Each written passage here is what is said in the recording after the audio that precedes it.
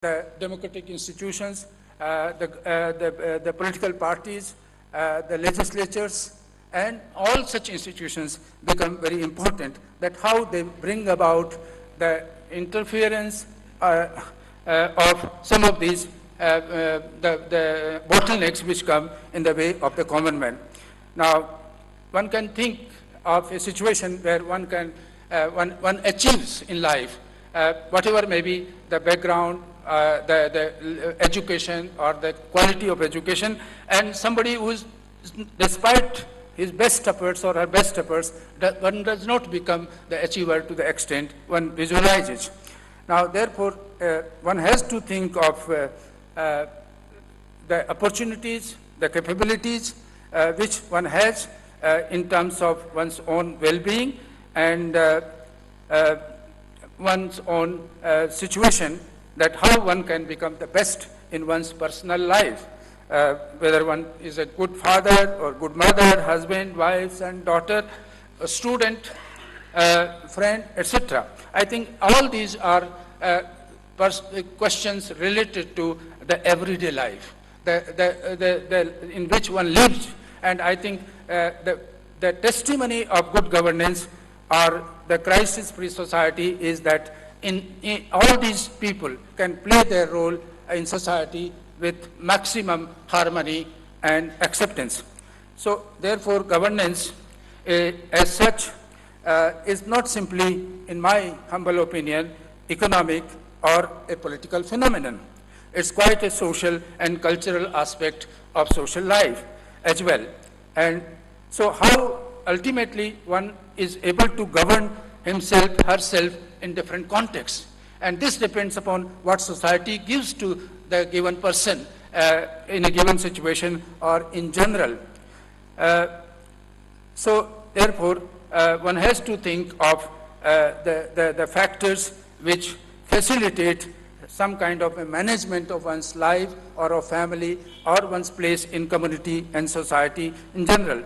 Now, ultimately, a good society, good governance would mean that individual has capability, and this capability building has come about because the society has provided impediments-free situations in different walks of life.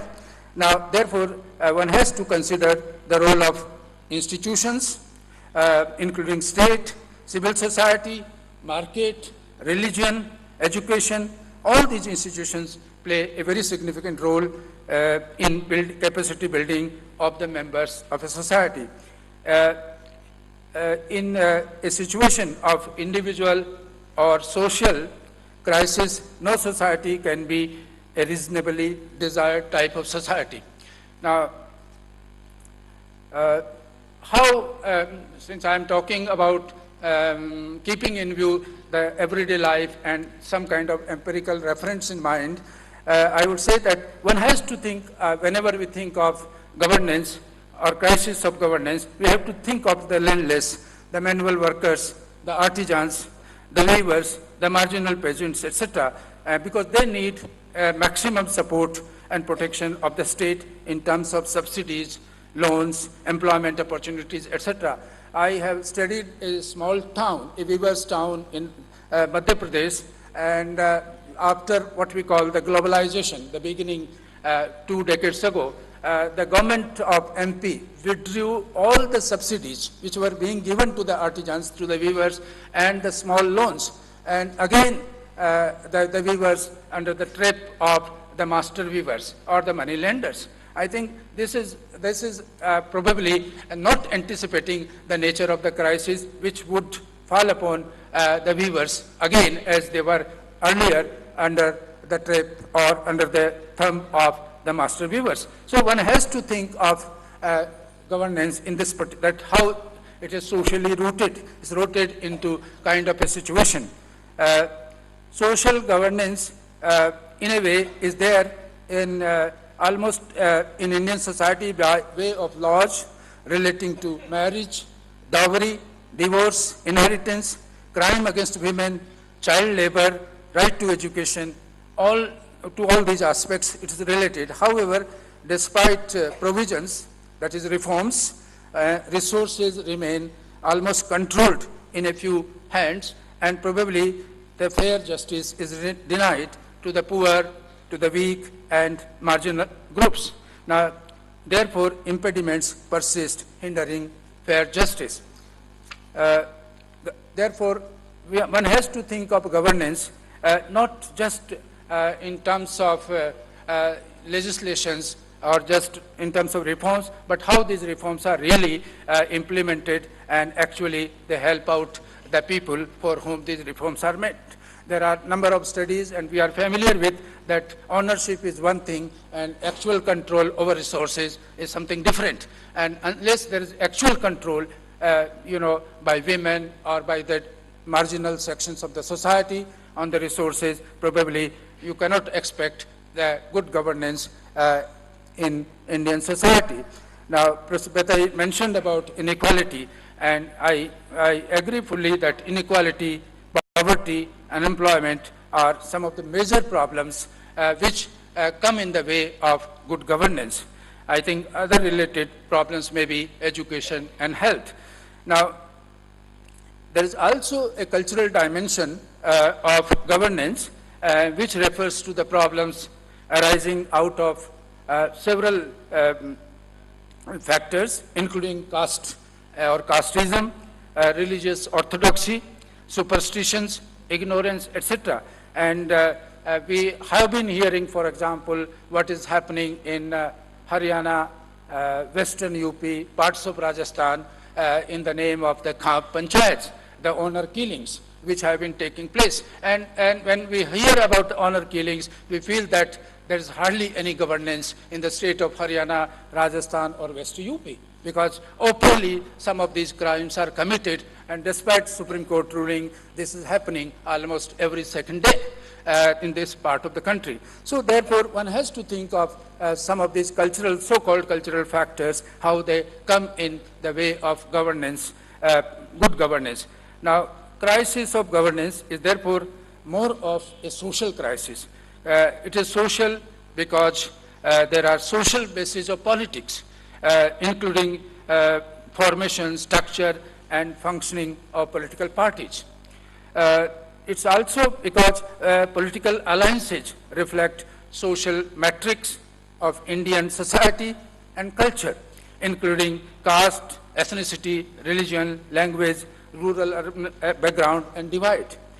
Social crisis is also due to soft nature of the Indian state, and this aspect of the Indian state has been debated over the decades, in fact, right from Gunnar Myrdal's Asian drama, that how the Indian state has been a soft state, and therefore there are always, what we call the way out in the constitution or in the legislations which are passed from time to time to find out a way by which some of these reforms can be negated or made be weak. Now, due to the weak state, politicians, bureaucrats, businessmen, corporate managers, and industrialists corner lion's share from the resources of the state.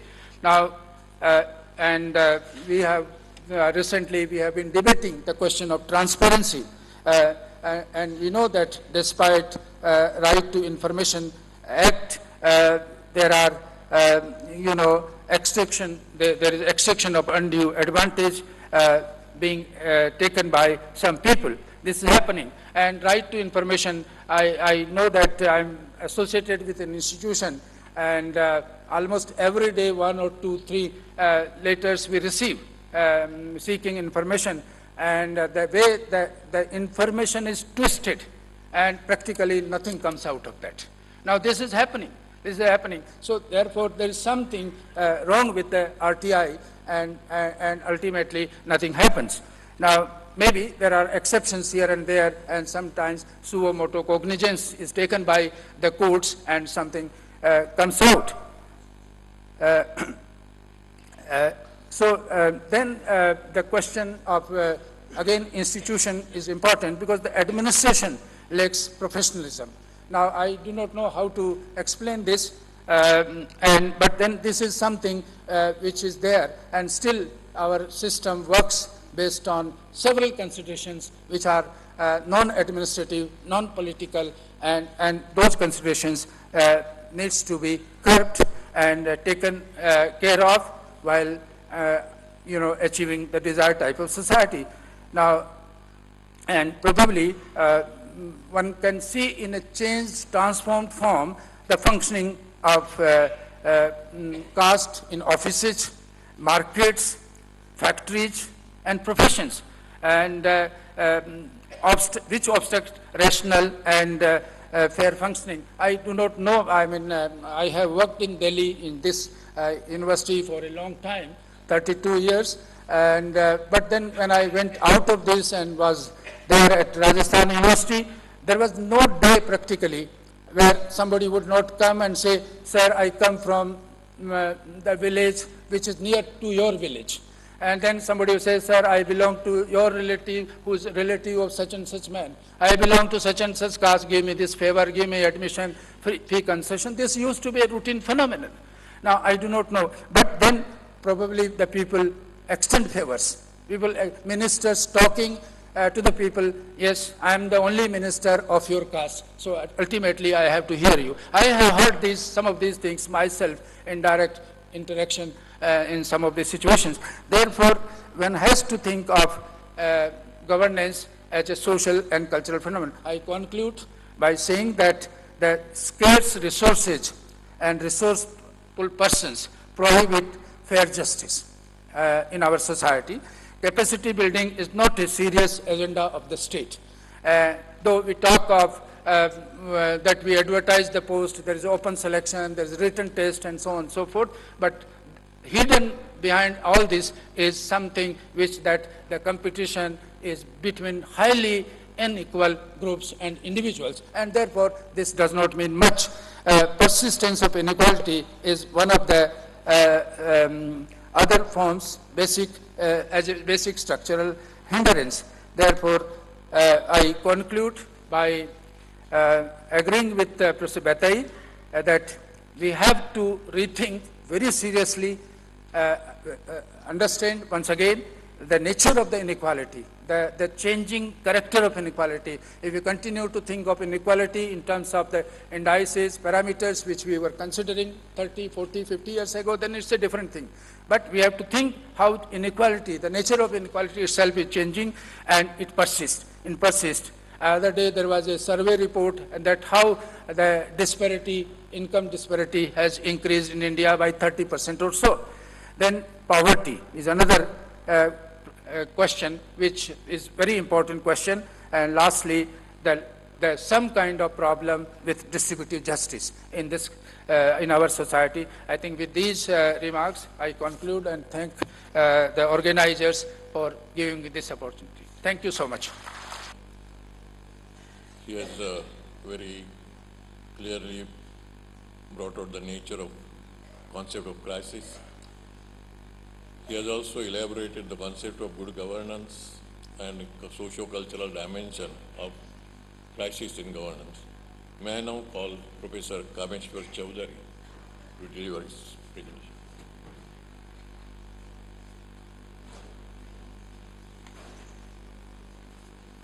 presentation. Professor Bhoite,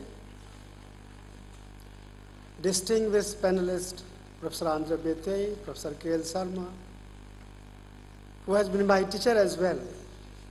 I feel really privileged to share the dais with them, belonging to the later generations of sociologists.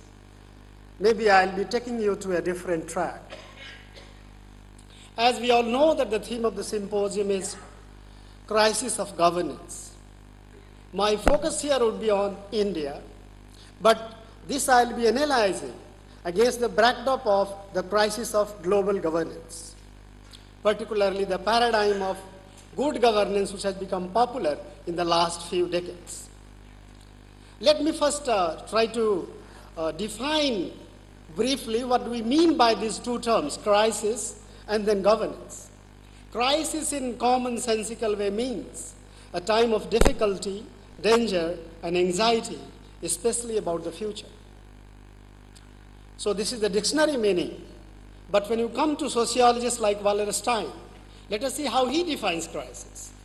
According to him, a crisis means a situation in which the contradictions of a system because of its internal development have become accentuated to the point where it cannot continue to maintain the same basic structure.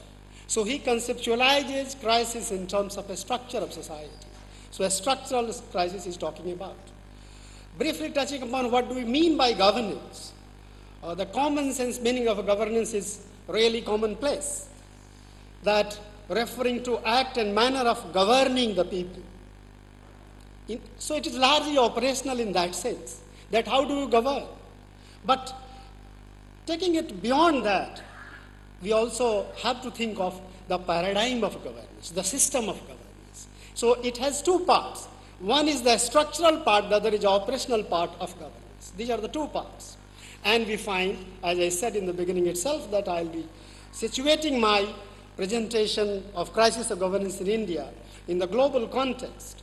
You find that in the recent decades, probably starting with 1980 or so, what has been very, very popular when you come to governance is the paradigm of good governance. Good governance. So good here, in this paradigm of good governance is used not in a commonsensical sense, only in operational terms. It is much more, it is systemic, it is a structure. I'll clarify it a little later. Obviously, then when you talk of crisis of governance, in this sense, I would be referring to both the crisis of the paradigm of good governance, which is currently predominant all over the world, and then the operations of this paradigm of good governance. Coming to the global backdrop of this current crisis, you find several scholars, including some great or maybe very, very popular global financiers like George Soros, talking himself about the crisis of global capitalism. So he's talking about the whole systemic thing in place today dominating the whole world. And he himself, being a big financier all over the world, investor all over the world, you find he himself talking about that this global capitalism is in crisis. In what sense it is in crisis? Crisis is there of the global economy, because particularly of the fact that you have financial volatility of a very, very high order. Nobody knows, nobody can control where the capital flows. So countries are in very difficult situation. They cannot plan properly because they cannot control capital. It flows across without much control. So this financial crisis, which has been very, very frequent also in the recent times, which starts with one region of the country and goes all over, and then the world is in trouble. Talk of the Asian crisis, I'm not going to elaborate on that. Pervading the whole world, one after the other. So that has been the scenario. And he says that this has happened because in this global, at the global level, in this good governance paradigm, what is important and central for governing the whole world is that of market fundamentalism, which he says that this market fundamentalism-based global capitalist system is unsound and unsustainable. So you find one of the votary of the capitalist system, a strong votary of capitalist system, rejecting this good governance, this whole, I would say, that private sector centered, without having any control by the state, capital flowing all over, other factors of production going all over. So crisis all over. He talks very specifically about the crisis in US, for example.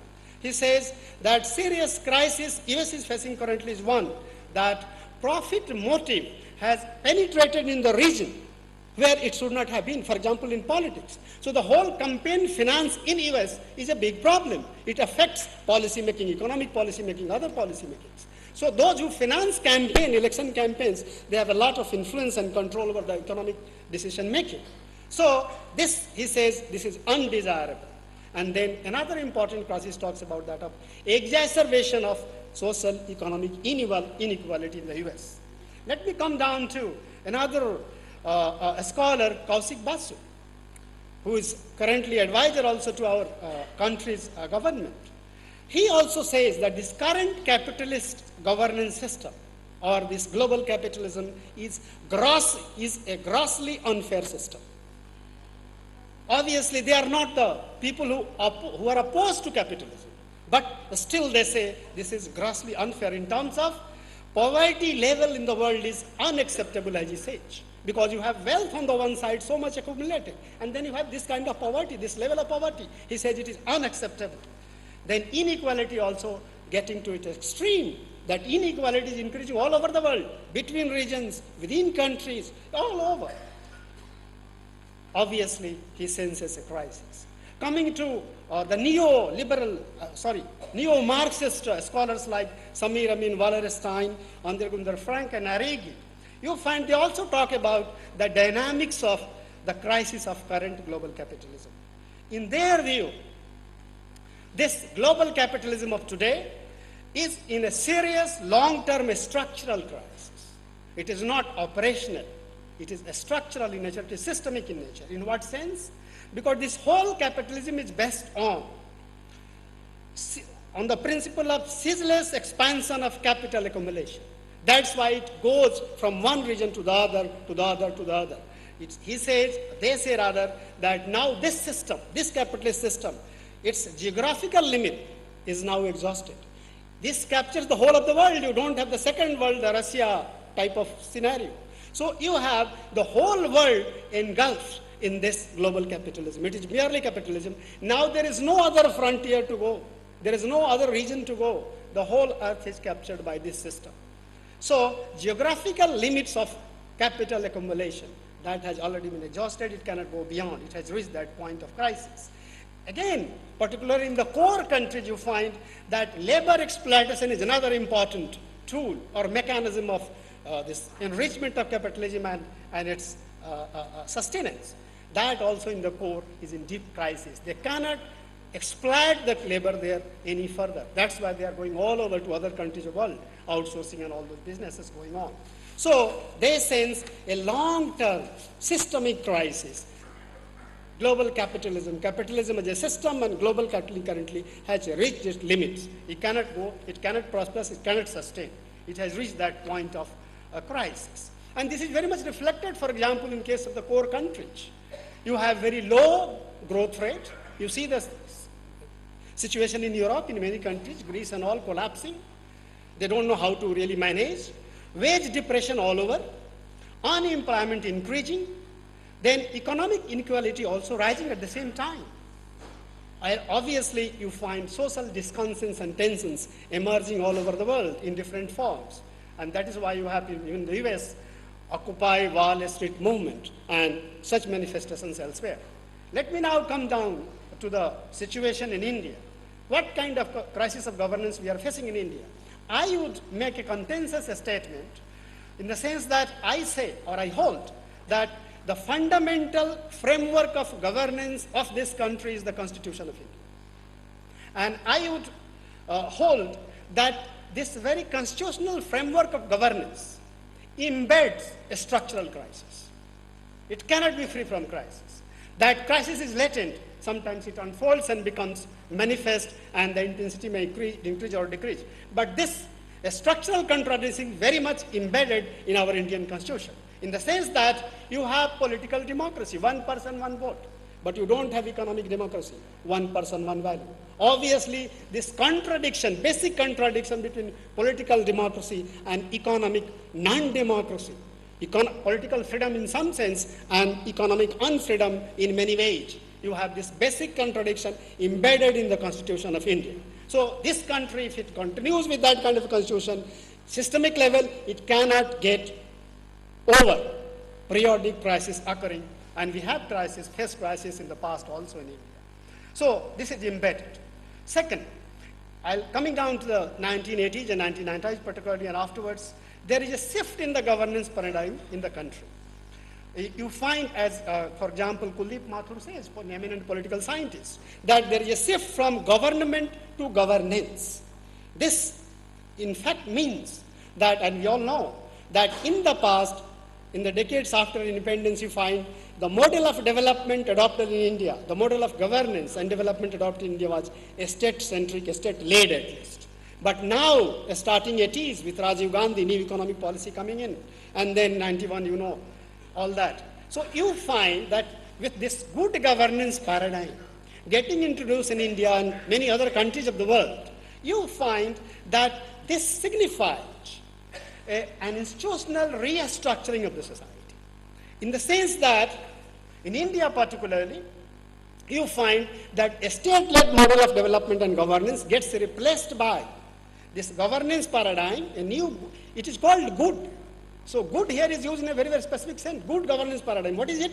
It signifies institutional reorganization of Indian society, in the sense that the relationship between the state, market, that is private sector, and the civil society.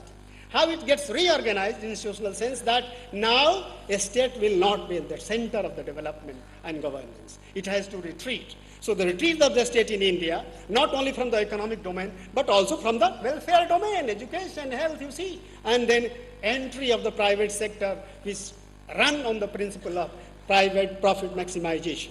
So this kind of situation, that a state withdrawing not only from the economic development sphere, but also from welfare. In a country where large mass of people suffer from different kinds of deprivations and unfreedoms, poverty, unemployment, you can count number of problems, serious problems, magnitude of the problem very, very high. And even then in this kind of a country, you find a state retreating. And I would say and argue that this retreat of the state from the domain of economic development and welfare is not merely adopted under coercion by the international multilateral agencies. It is not World Bank only or IMF only who have forced. Rather, you have a very, very strong votary of scholars, policymakers, politicians, political parties who have been there willing to adopt this kind of a model. Where?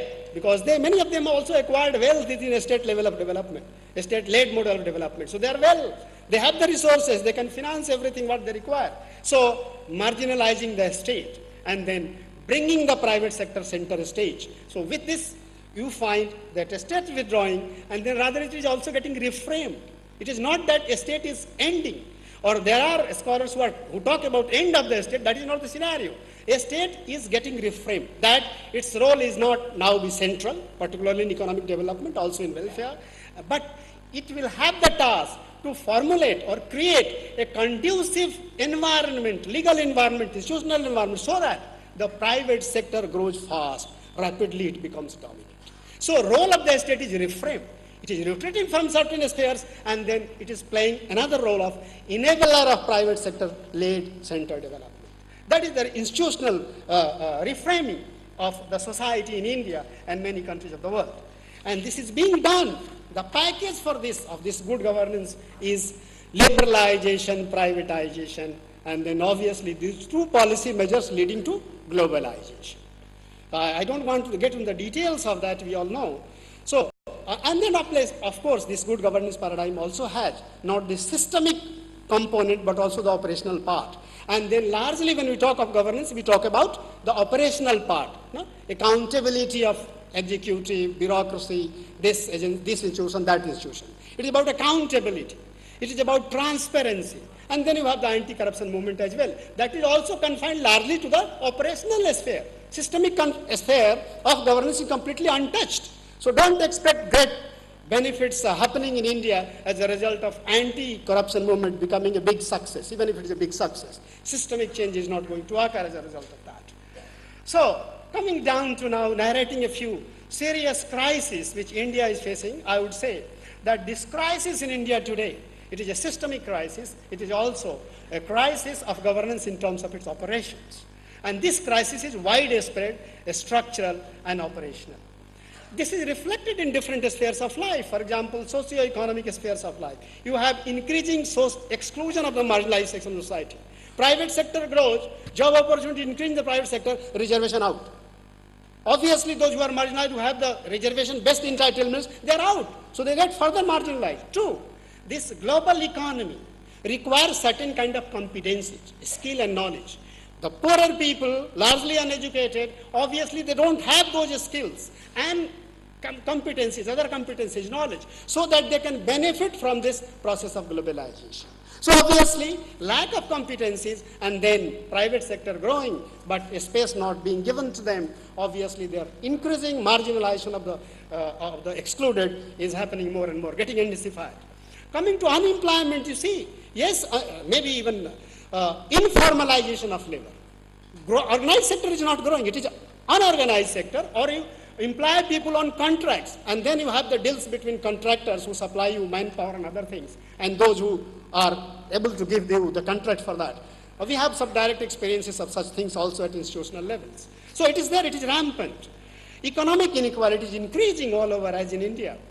You also have, we are also facing the specter of communalism, terrorism, and Naxal violence in large part of the country. Political crisis as well, in the sense that in the economic decision making of the country particularly, now democracy is largely defunct, in the sense that people do not have say. Concern of the marginalized section of the world doesn't have any centrality or much of attention. It is now, there are institutional mechanisms set up for interaction between the business houses, business leaders of the country, and the cabinet, the ministers, and then also group meetings. And then regularly this is done. So policy changes being made on the basis of this policy dialogues and consent of the business classes largely. So political crisis, people getting, so democracy getting weakened in terms of people's voice getting represented in the political domain. Executive and bureaucracy largely not much to be said, not as accountable.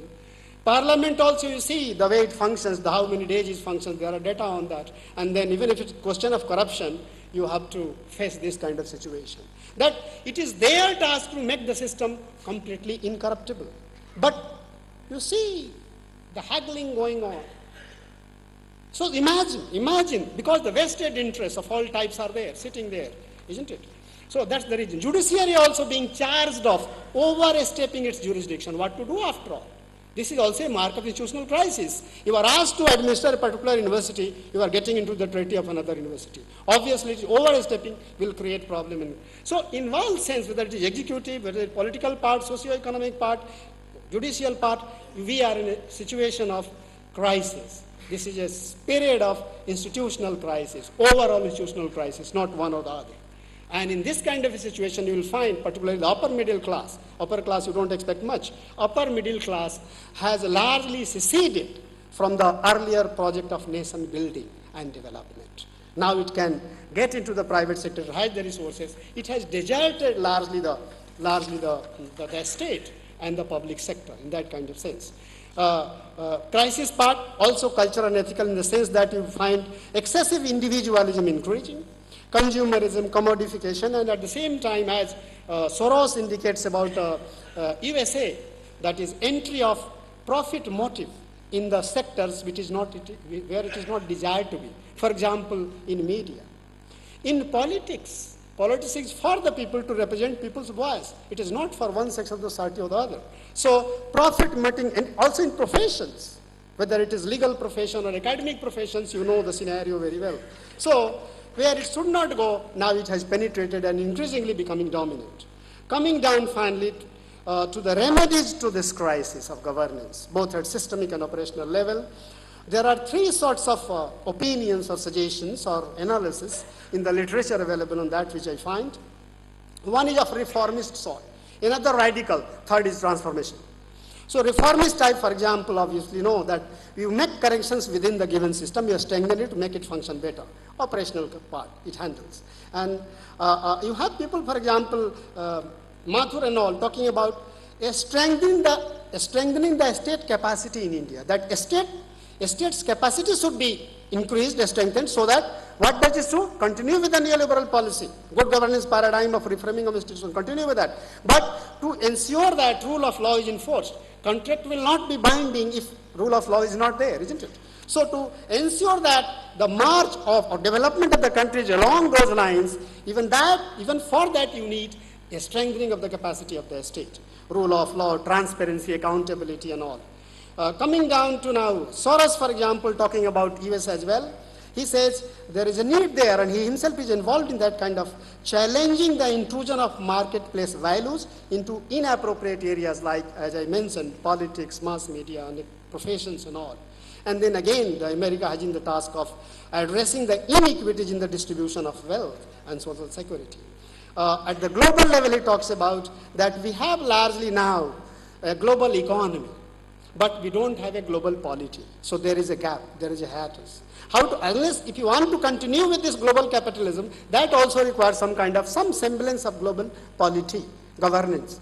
So, and he suggests, as probably most of the Americans would be doing, that there should be an alliance of like-minded countries, states coming together under the leadership of the US, so that some semblance of global governance is established to ensure that global capitalism prospers and get strengthened. I end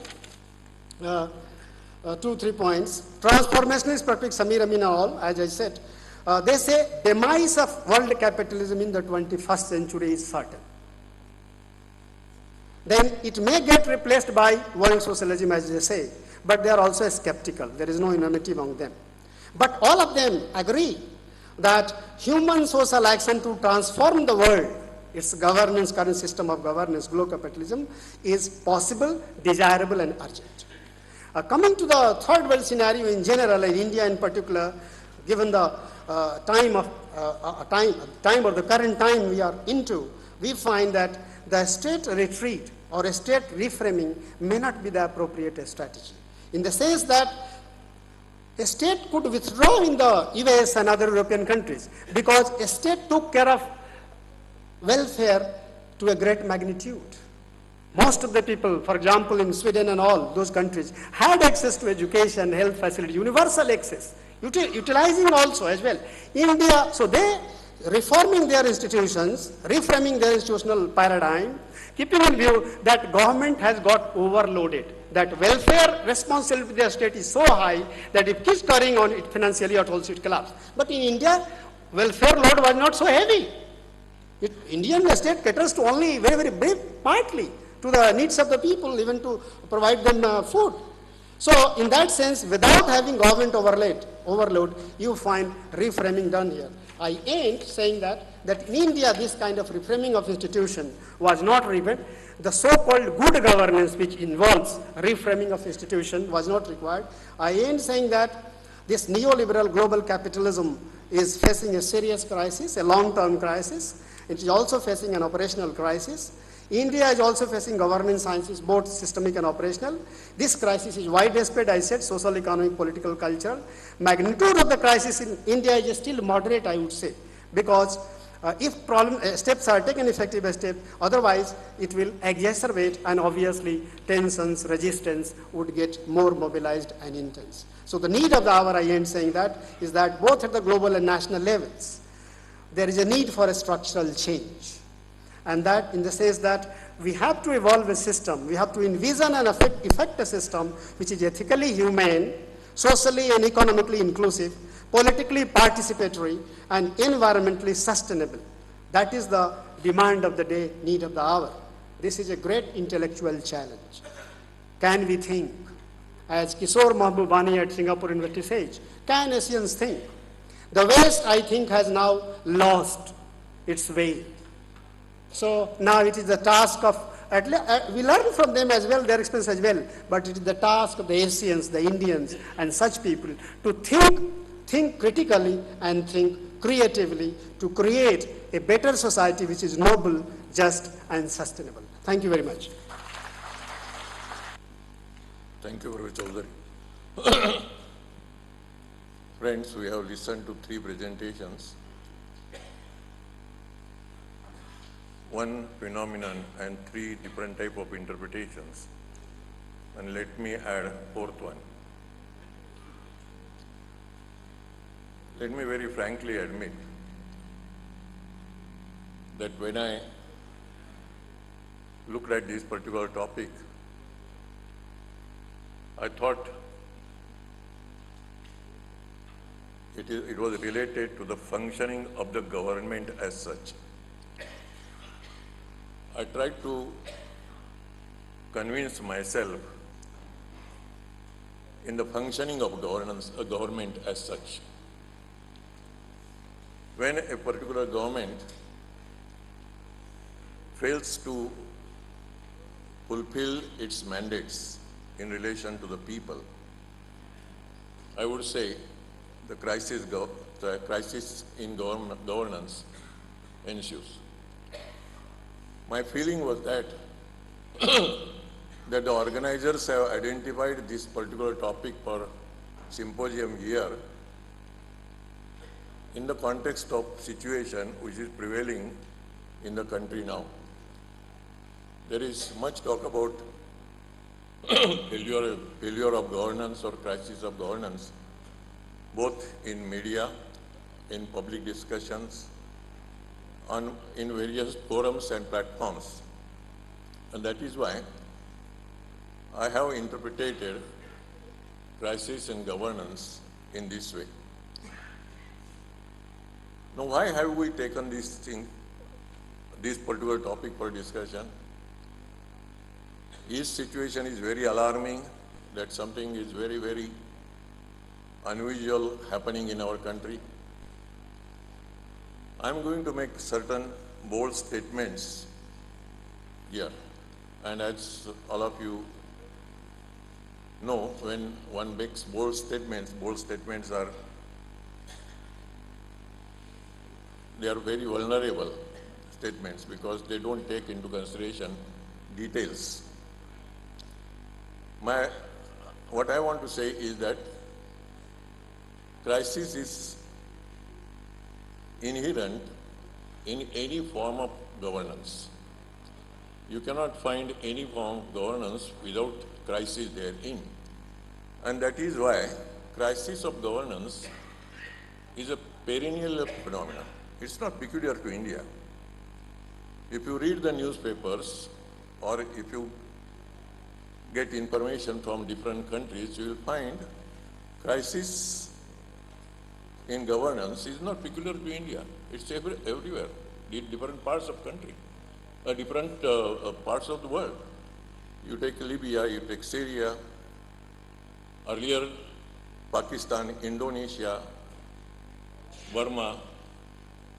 In all countries, all countries have experienced crisis in governance. Crisis in governance is actually crisis of legitimacy of governments. Government can rule, the ruling elites can rule over the people so long as people accept the legitimacy of the rule. Once people start questioning the legitimacy of the rulers and their rule, then the crisis in governance ensues. What I was saying that crisis is not peculiar to India, crisis is everywhere because crisis is inherent in the system of governance itself. Those who rule and those who are being ruled, their relationship is such that crisis is bound to take place sometime or other. As I told you, in the past, crisis has taken place, crisis in governance has taken place in several states, several countries, in different times. In our country also, we have had a crisis situation in governance several times. It may be recalled in 1990, Indira Gandhi declared emergency. What was the situation? This was a situation of crisis in governance. And that is why she tried to tide over this crisis by declaring emergency. So crisis is a phenomenon which we cannot avoid. Now, we have tried various types of political systems. The human societies have tried various types of political systems. We have tried monarchy, and we have noted that monarchical form of government is not a good form of government. Ultimately, we came to the conclusion that democratic form of government is the best form of government because of various reasons it is the best form of government. But we now notice that democracy is also very vulnerable for crisis situations. You may recall that from 1946, after Second World War, till 1950, about 46 different nation states came into existence. And most of them accepted democratic form of government.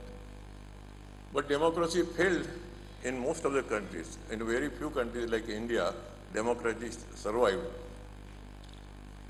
What was the reason? democracy, if we say it is a good form of government, it is a very desirable form of government. It is a government of the people, for the poor, etc. Then why